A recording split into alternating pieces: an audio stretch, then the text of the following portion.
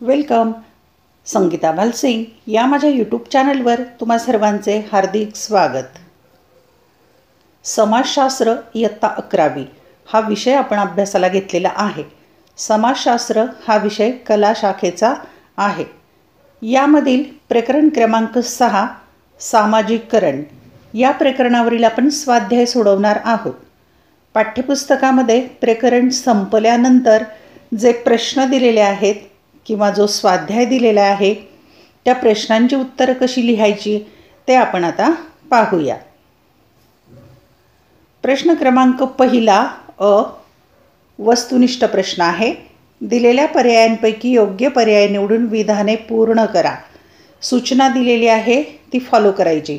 विधाने पूर्ण करा असं म्हटलं आहे, म्हणजे उत्तराचा पर्याय निवडायचा. विधान दिलेलं आहे, रिकाम्या जागेमध्ये ते उत्तर लिहायचं. उत्तराखाली 2 रेषा मारायच्या पेन्सिलने, एक ओळ सोडायची आणि मग पुढील विधान लिहायचं. अशी नीटनेटकी उत्तरपत्रिका लेखन करायचं. पूर्ण विधान लिहायचं, फक्त उत्तराचा शब्द लिहायचा नाही. 1. ज्या प्रक्रियेतून व्यक्ती समाजातील नियमने शिकते तिला टिंबटिंब म्हणतात. पर्याय संमेलन, सामाजिकरण, सहकार्यता. आणि अचूक उत्तर आहे सामाजिकरण. मग पूर्ण वाक्यात लिहायचं. ज्या प्रक्रियेतून व्यक्ती समाजातील नियमने शिकते तिला सामाजिकरण म्हणतात आणि सामाजिकरणाखाली 2 रेषा मारायच्या. 2. कुटुंब सामाजिकरणाचे टिंबटिंब साधन आहे. पर्याय प्राथमिक, दुय्यम, प्रादेशिक. आणि अचूक उत्तर आहे प्राथमिक. 3. शाळा हे सामाजिकरणाचे टिंबटिंब साधन आहे. पर्याय प्राथमिक, दुय्यम, प्रादेशिक. अचूक उत्तर आहे दुय्यम. पूर्ण वाक्यात लिहायचं. 4. दूरचित्रवाणी हे टिंबटिंब संपर्काचे माध्यम आहे. पर्याय श्राव्य, दृक, दृकश्राव्य. आणि अचूक उत्तर आहे दृकश्राव्य. प्रश्न पहिल्यातलाच आहे. चुकीची जोडी दुरुस्त करून लिहा. जोड्या दिलेल्या आहेत 4, त्यातली एक चुकलेली आहे, दुरुस्त करून लिहायची. क्रमांक पहिल्यातला 1 भाषा, मूलभूत वर्तन, कुटुंब. 2 समवयस्कांचा समूह, मैत्रीसारखी सामाजिक मूल्ये. 3 शेजारी, संघभावना, शिस्त. 4 प्रसारमाध्यमे, जनमत तयार करणे. आणि तिसरी जोडी चुकलेली आहे, शेजारी, संघभावना, शिस्त. तर शेजारी या शब्दाऐवजी लिहायचं शाळा, संघभावना, शिस्त. पहिल्यातलाच क प्रश्न आहे. प्रत्येक विधान वाचा आणि चौकटीत दिलेल्या योग्य संज्ञा ओळखून लिहा. म्हणजे जे विधान दिलेलं आहे त्याला चौकटीमधल्या संज्ञा लावायच्यात. इंटरनेट, समवयस्कांचा समूह किंवा गट, बाल्यावस्थेतील सामाजिकरण. आता हे शब्द खालच्या विधानाला लावायचे आहेत. 1 जीवनाच्या प्रारंभिक अवस्थेत घडून येते. तर तिथे लागणार आहे संज्ञा बाल्यावस्थेतील सामाजिकरण. 2 आजच्या काळातील जागतिक प्रभाव. त्याचं उत्तर येणार आहे इंटरनेट. ड प्रश्न आहे. अधोरेखित शब्दांच्या जागी अचूक शब्द लिहून विधाने पूर्ण करा. विधानं दिलेली आहेत, त्यामध्ये एक शब्द अंडरलाईन केला आहे, म्हणजे अधोरेखित केला आहे, तो चुकीचा आहे. तिथे अचूक म्हणजे बरोबर शब्द लिहायचा. 1 रेडिओ हे संप्रेषणाचे दृकश्राव्य माध्यम आहे. आता दृकश्राव्य हा शब्द चुकलेला आहे, तिथे उत्तर येणार आहे श्राव्य. म्हणजे रेडिओ हे संप्रेषणाचे श्राव्य म्हणजे ऐकण्याचं माध्यम आहे. क्रमांक 2 समवयस्कांचे समूह हे सत्तावादी साधन आहे. समवयस्कांचे समूह हा शब्द अधोरेखित केला आहे, चुकलेला आहे. त्याऐवजी शब्द येणार आहे प्रसार माध्यमे हे सत्तावादी साधन आहे. प्रश्न क्रमांक 2 दिलेल्या संकल्पनेचे योग्य उदाहरण लिहा व तुमच्या उत्तराचे समर्थन करा. 1 कुटुंबातील सामाजिकरण आणि 2 पुनर्सामाजिकरण. आपण उदाहरण लिहून उत्तराचं समर्थन करूया. क्रमांक 1 कुटुंबातील सामाजिकरण. उत्तर सामाजिकरणात आईची किंवा कुटुंबाची भूमिका महत्त्वाची असते. कारण 1 व्यक्ती कुटुंबात जन्माला येते आणि आयुष्याच्या पहिल्या टप्प्यात ती सर्वस्वी कुटुंबावर अवलंबून असते. 2 कुटुंबामुळे तिला तिचा सामाजिक दर्जा प्राप्त होत असतो आणि तो सामाजिक दर्जा आयुष्यभर तिचे वर्तन निर्धारित करीत असतो. 3 कुटुंबात होणाऱ्या संस्काराद्वारा व्यक्तीची जडणघडण होत असते. ती कुटुंबाची संस्कृती, मूल्ये, रूढी व परंपरा आत्मसात करते. व्यक्तीवर होणारे हे संस्कार आयुष्यभर बदलत नाहीत. 4. व्यक्तीच्या व्यक्तिमत्वाची जडणघडणही कुटुंबात होते. सामाजिक व्यवहारांचे ज्ञान ती कुटुंबातच आत्मसात करते. उदाहरणार्थ कुटुंबियांकडून केले जाणारे संस्कार आणि त्यांचे अनुकरण याद्वारे व्यक्तिमत्व घडले जाते. 2. पुनर्सामाजिकरण. उत्तर. व्यक्तीच्या व्यक्तिमत्वाच्या विकासाची प्रक्रिया आयुष्यभर चालणारी असते. प्रौढ वयातील व्यक्तींच्या सामाजिकरणाला पुनर्सामाजिकरण असे म्हणतात. प्रौढ सामाजिकरणाचे स्वरूप पुढीलप्रमाणे आहे. 1. प्रौढ व्यक्तीला तिचे उद्दिष्ट डोळ्यांपुढे दिसत असते. तसेच उद्दिष्ट प्राप्तीसाठी कष्ट करण्यास प्रवृत्त करणे हे सोपे असते. 2. नवीन भूमिका अंगीकृत करताना प्रौढ व्यक्तीला जड जात नाही, कारण तिच्या व्यक्तिमत्वात त्या भूमिका बीजरूपाने असतात. 3. सामाजिकरण करणाऱ्या प्रौढ व्यक्तीशी भाषेच्या माध्यमातून सुसंवाद साधणे सोपे जाते.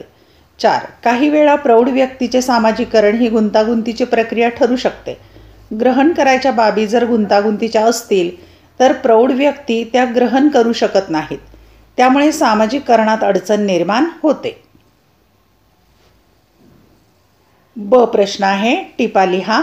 1. मीडच्या मते स्वची निर्मिती. 2. सामाजिकरणाची साधने. 3. पुनर्सामाजिकरणाची आवश्यकता. टिपा लिहा. क्रमांक 1. जॉर्ज मीडद्वारा प्रतिपादित स्वनिर्मिती. स्वची निर्मिती. उत्तर. 1. जॉर्ज मीड या समाजशास्त्रज्ञाच्या मते स्वची निर्मिती जन्मानंतर इतरांशी होणाऱ्या आंतरक्रियेतून होऊन एक सामाजिक मनुष्य निर्माण होतो. 2. स्वच्या निर्मितीच्या 3 अवस्था आहेत. 3. पहिल्या अवस्थेत लहान मूल मोठ्यांच्या वर्तनांचे अनुकरण करते. 4. दुसऱ्या अवस्थेत तो त्याला प्रभावित करणाऱ्या व्यक्तींची भूमिका वटवून त्यांची कौशल्य आत्मसात करण्याचा प्रयत्न करतो. 5. तिसऱ्या अवस्थेला मीड गेम स्टेज म्हणतो. या अवस्थेत व्यक्ती इतरांप्रमाणे वर्तन करण्यास शिकते. इतरांबरोबरच्या प्रतिकात्मक आंतरक्रियांमधून स्वची निर्मिती होते. टिपा लिहा. क्रमांक 2. सामाजिकरणाची साधने किंवा माध्यमे. उत्तर. सामाजिकरणाची विविध माध्यमे पुढीलप्रमाणे आहेत. 1. कुटुंब. कुटुंब हे सामाजिकरणाचे पहिले व सर्वात प्रभावी माध्यम आहे. व्यक्तीचा जन्म आणि संगोपन कुटुंबात होत असते. व्यक्तीच्या शारीरिक, भावनिक आणि बौद्धिक गरजांची पूर्तता कुटुंबातच होत असते. व्यक्तीवर सामाजिक चालीरीती, रूढी परंपरा, धार्मिक श्रद्धा इत्यादींचे संस्कार केले जातात. 2. शेजार. शेजार हे सामाजिकरणाचे दुसरे माध्यम मानले जाते. शेजाऱ्यांचे वर्तन, बोलणे, वागण्याच्या तऱ्हा यांचे व्यक्ती अनुकरण करते. म्हणूनच शेजार चांगला असणे आवश्यक असते. 3. समवयस्क मित्र. मुले आपल्या मित्रांच्या सहवासात बराच वेळ व्यतीत करीत असतात. या कालावधीत मुले परस्परांच्या वर्तनाचे अनुकरण करतात. त्यांच्या वर्तनात बदल होऊन ती त्यांचे चांगले विचार व चांगले वर्तन उचलतात. 4. शैक्षणिक संस्था. व्यक्तीचे प्रत्यक्ष शिक्षण या प्रक्रियेला शाळेमध्ये सुरुवात होते. व्यक्तीला विविध विषयांचे ज्ञान शाळेत मिळते. ते ग्रहण करीत असतानाच व्यक्तीवर शैक्षणिक माध्यमातून अनेक संस्कारही होत असतात. 5. आर्थिक संस्था. परावलंबी अवस्थेतून स्वावलंबी अवस्थेत संक्रमण केल्यानंतर स्वतःच्या आणि कुटुंबाच्या निर्वाहासाठी व्यक्ती नोकरी व्यवसाय करते. त्यातील वरिष्ठ व सहकारी, आर्थिक देवाणघेवाण करणाऱ्या संस्था यांच्याशी तिचा सतत संपर्क येत असतो. त्यातून व्यावहारिक कौशल्यांचे शिक्षण किंवा प्रशिक्षण प्राप्त होत असते. 6. अन्य समूह. व्यक्तींचा विविध छंद मंडळे, क्लब, युवक मंडळे, महिला मंडळे इत्यादी प्राथमिक समूहांशी संबंध येतो. वर्ग, जाती, राष्ट्र, व्यवसाय केंद्रे, वर्तमानपत्रे, दूरदर्शन इत्यादी दुय्यम समूहांशी संबंध येत असतो. परस्पर संबंधातून विचारांची देवाणघेवाण होते व त्यातून व्यक्तीचे सामाजिकरण घडते. 7. प्रसार माध्यमे. प्रसार माध्यमांचा प्रसार आणि प्रभाव सर्वाधिक आहे. दूरदर्शनवरील कार्यक्रम, चित्रपटातील अमिताभ बच्चनसारखे अभिनेते आणि अभिनेत्री यांची शैली प्रेक्षकांना प्रभावित करते.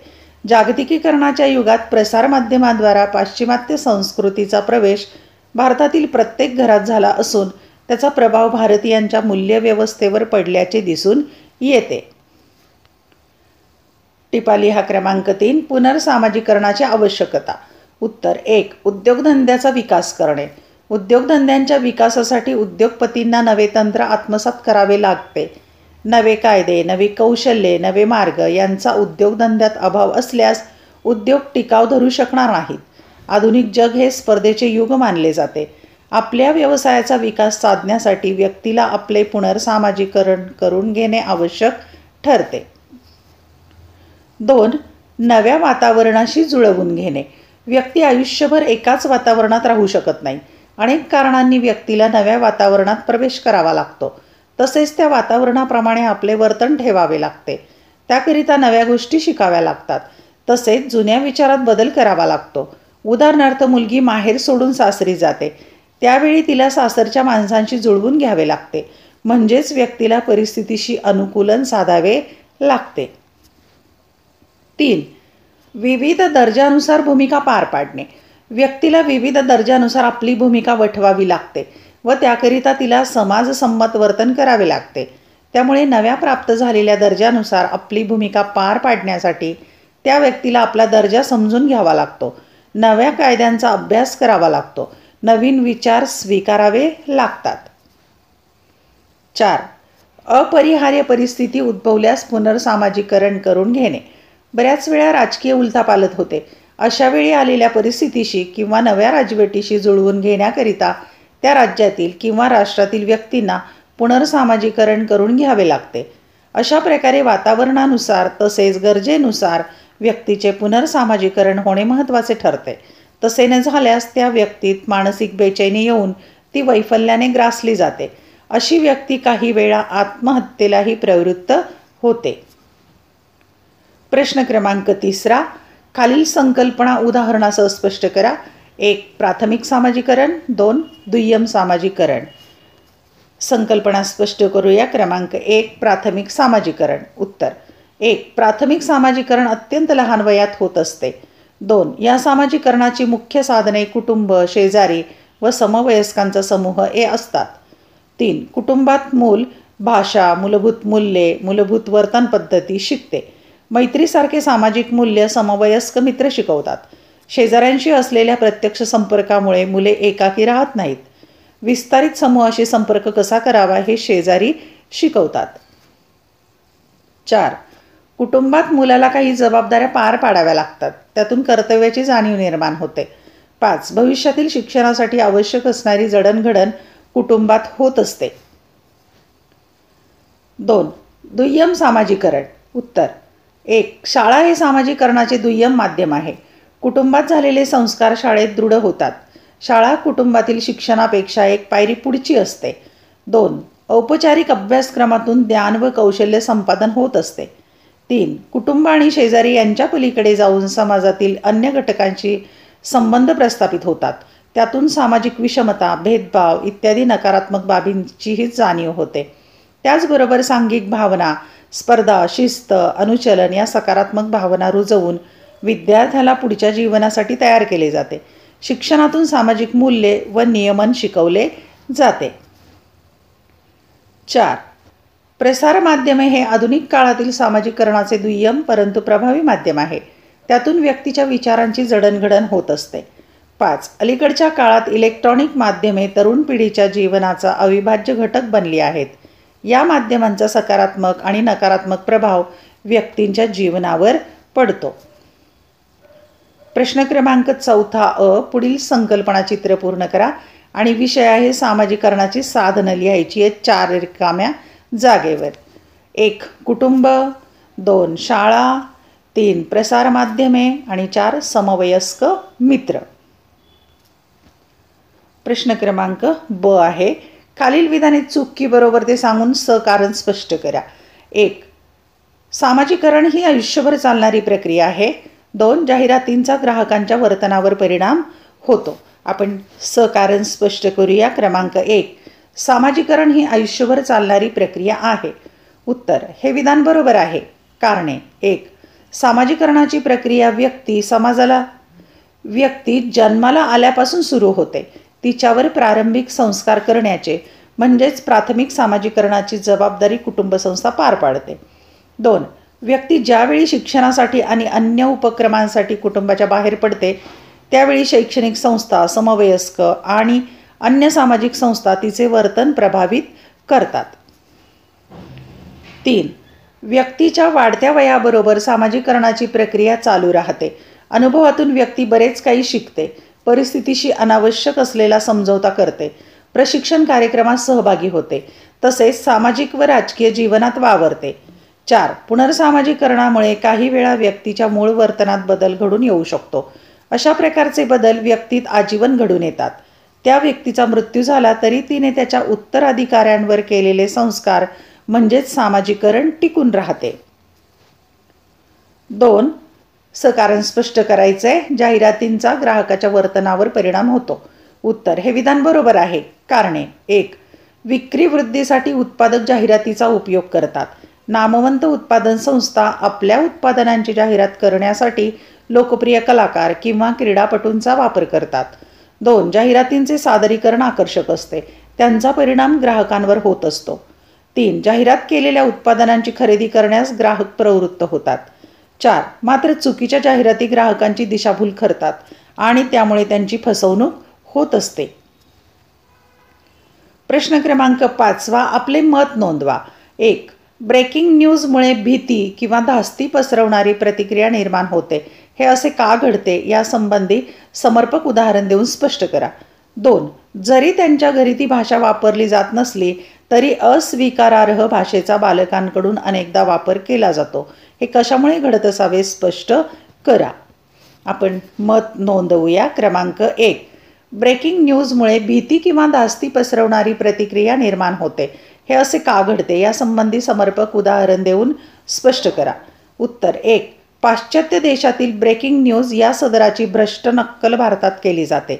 2. निवेदक किंवा निवेदिका स्वतः उत्तेजित असतात आणि डोंगर पोखरून उंदीर काढला अशा प्रकारच्या बातम्या ब्रेकिंग न्यूजमध्ये देत असतात. 3. दिवसभर चालू असणाऱ्या या दळणात मुंबईतील जातीय दंगली यासारख्या काही गंभीर घटनांची तीच चित्रे पुन्हा पुन्हा दाखवली जातात. त्यामुळे काही वेळ धास्ती किंवा तणाव निर्माण होत असतो. या ठिकाणी तुम्ही कोरोनाचं उदाहरण सुद्धा लिहू शकता मागच्या काळातलं. 2. जरी त्यांच्या घरी ती भाषा वापरली जात नसली तरी अस्वीकारार्ह भाषेचा बालकांकडून अनेकदा वापर केला जातो. हे कशामुळे घडत असावे स्पष्ट करा. उत्तर: कौटुंबिक वातावरण नियंत्रित करणे पालकांना शक्य असते, मात्र सभोवतालच्या वातावरणावर नियंत्रण प्रस्थापित करता येत नाही. शहरी भागात मनपसंत शेजार आणि आदर्श परिसर सर्वांनाच लाभत नाही. या परिसराशी घडणाऱ्या आंतरक्रियेचे अनिष्ट परिणाम मुलांवर होतात. पालकांचे लक्ष नसेल तर समवयस्क मित्रमैत्रिणींच्या प्रभावाखाली मुले वाहवत जातात. श्रीमंत घरातील बिघडलेली मुले हे सामाजिक वास्तव आहे. झोपडपट्टीत राहणाऱ्या मुलांना सभोवताली गुन्हेगारांचे विविध प्रकार दिसतात. काही वेळा उत्सुकतेपोटी आणि बहुतांशी घरातील दारिद्र्यामुळे ती गुन्हेगारी करण्याकडे प्रवृत्त होतात. सभोवतालच्या परिसराचा परिणाम त्यांच्या आचार, विचार आणि उच्चारांवर होत असतो. सहजरित्या अर्वाच्य शिव्या देणे हे सदोष सामाजिकरण सार्वत्रिकरित्या आढळते. धूम्रपान, मद्यपान, अंमली पदार्थाची नशा, जुगार खेळणे, वेश्यागमन करणे इत्यादी बाबींचा प्रसार होत असल्याचे दिसून येते. म्हणजेच व्यक्तीच्या व्यक्तिमत्वाच्या जडणघडणीत सभोवतालच्या वातावरणाचा अनिष्ट परिणाम होत असतो. प्रश्न क्रमांक 6. खालील प्रश्नाचे सविस्तर उत्तर लिहा, साधारण 150 ते 200 शब्दात. 1. तुम्ही इंटरनेटच्या युगातील पिढीचे प्रतिनिधित्व करत आहात.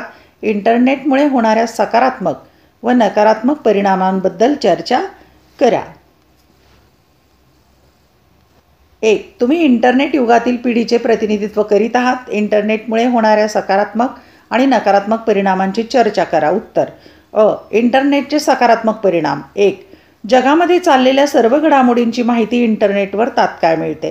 2. अभ्यासातील अवघड प्रश्नांची उत्तरे इंटरनेटवर सहज सापडतात. 3. माझ्या थोरल्या भावाला त्याच्या संशोधन कार्यात इंटरनेटच्या माध्यमातून सर्व प्रकारची माहिती व त्याचे विश्लेषण उपलब्ध झाले. 4. इंटरनेटमुळे माझ्या ज्ञानात भर पडली आहे. 5. मित्रांशी संभाषण करताना मी आत्मविश्वासाने माझे विचार मांडू शकतो. इंटरनेटचे नकारात्मक परिणाम. 1. स्वकष्टाने माहिती संपादन करायची असते, या गोष्टीचा आता तरुण पिढीला विसर पडत चालला आहे. 2. उपलब्ध असणारी माहिती बरोबर आहे की सदोष आहे ते जाणून न घेता आंधळेपणाने त्याचा वापर केला जातो. 3. सकाळी उठल्यापासून ते दूर रात्री झोपेपर्यंत कित्येक तास सोशल मीडियावर वाया घालवले जातात. 4. पोर्नोग्राफीसारख्या विषयावरील माहिती व चित्रे संकेतस्थळावर उपलब्ध असतात. त्याने तरुणांच्या भावना चाळवतात व अयोग्य वर्तन करण्यास प्रवृत्त होतात. 5. व्हर्च्युअल रियालिटी ही वास्तव परिस्थितीपेक्षा वेगळी असते.